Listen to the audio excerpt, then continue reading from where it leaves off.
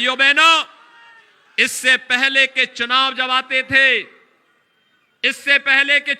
आते थे, उन चुनाव में एक नारा गूंजता था, एक ही नारा गूंजता था कि रामलला हम आएंगे, मंदिर वहीं बनाएंगे।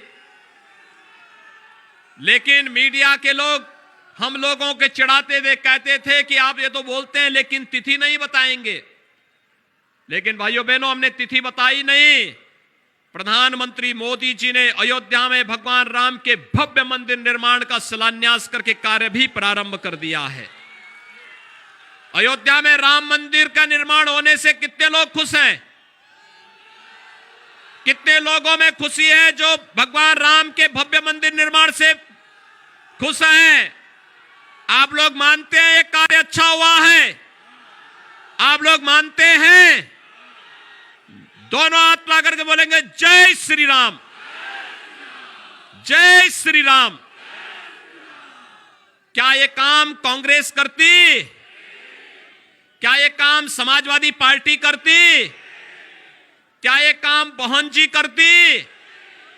भाइयों बहनों, जो राम भक्तों पर गोली चलाते थे, क्या वे राम मंदिर का निर्माण करते? तो क्या आप उनसे कोई उम्मीद करते हैं क्या? गरीबों की जमीनों पर कब्जा करने वाले, व्यापारियों का अपहरण करने वाले, दंगाइयों को गला लगाने वाले, विकास की योजनाओं का बंदर बांट करने वाले, युवाओं के भविष्य के साथ खिलवाड़ करने वाले, क्या आपके हितैषी हो सकते हैं क्या? प्रदेश के हितैषी हो सकते हैं क्या? समाजवादी पार्टी या उससे पहले बहुजन समाज पार्टी या उससे पहले कांग्रेस, इनकी तो यही परिपाटी रही है। इन्होंने विकास के लिए नहीं, इन्होंने अराजकता पैदा करने के लिए प्रदेश को गिरवी रखने का कार्य किया था। आज तो प्रदेश में कोई दंगा नहीं कर सकता, आज तो कोई प्रदेश में अराजकता नहीं पैदा कर सकता।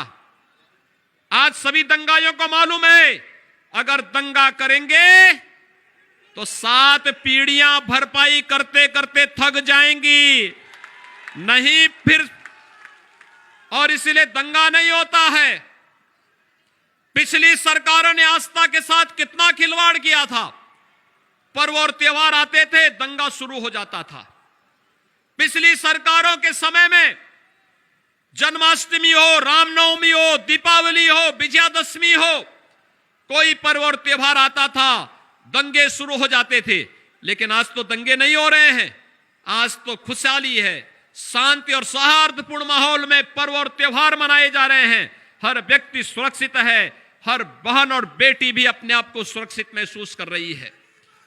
भाइयों बहनों, मैं आज सबसे यही कहने के लिए आया हूं। आज इस सुरक्षा का वातावरण देने का कार्य अगर किसी ने किया, भारतीय जनता पार्टी की सरकार ने किया है।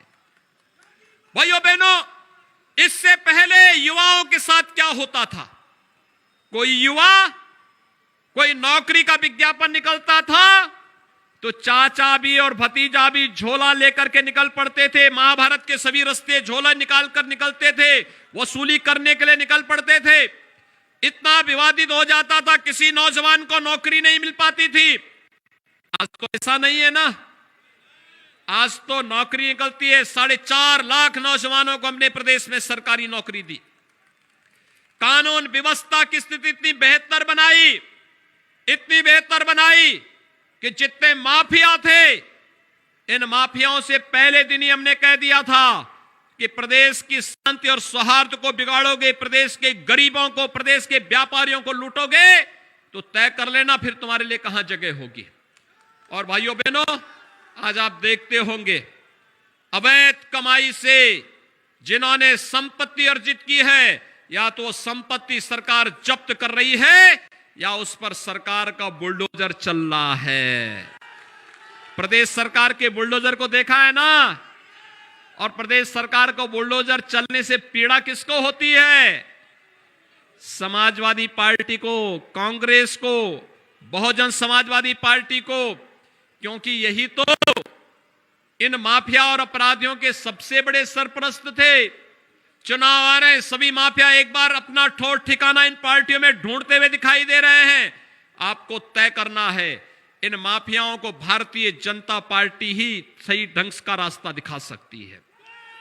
और इसलिए भाइयों बहनों, एक तरफ भारतीय जनता पार्टी के नेतृत्व में राष्ट्रवाद, सुशासन और विकास के मुद्दे पर कार्य करने वाली भारतीय जनता पार्टी की सरकार, जिन्होंने समाज के प्रत्येक तबके को इस व्यवस्था के साथ जोड़ा। डबल इंजन की सरकार है तो राशन का डबल डोज भी मिल रहा होगा। राशन मिल रहा है, राशन की सुविधा, अरे कोई वापस थोड़े लेने वाला है, जब मिल रहा है तो मिलता ही रहेगा।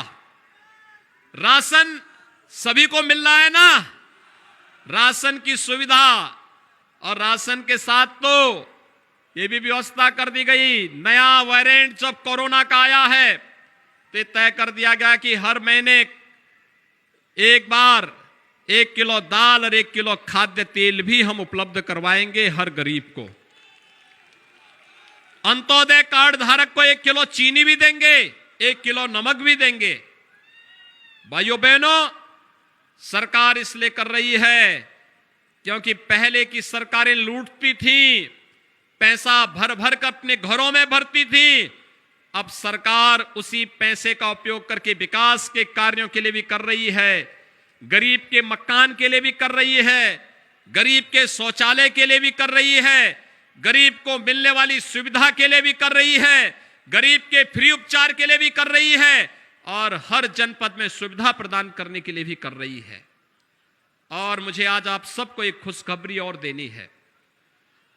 हमारी सरकार ने तय कर दिया है, महाराजगंज जनपद में भी हम लोग पीपीपी मोड पर एक मेडिकल कॉलेज की स्वीकृति दे चुके हैं। हम लोग पहले ही गोरखपुर में एम्स का उद्घाटन प्रधानमंत्री जी ने कर दिया है। देवरिया में मेडिकल कॉलेज प्रारंभ हो गया है। कुशीनगर में मेडिकल कॉलेज का निर्माण कार्य प्रारंभ हो गया है।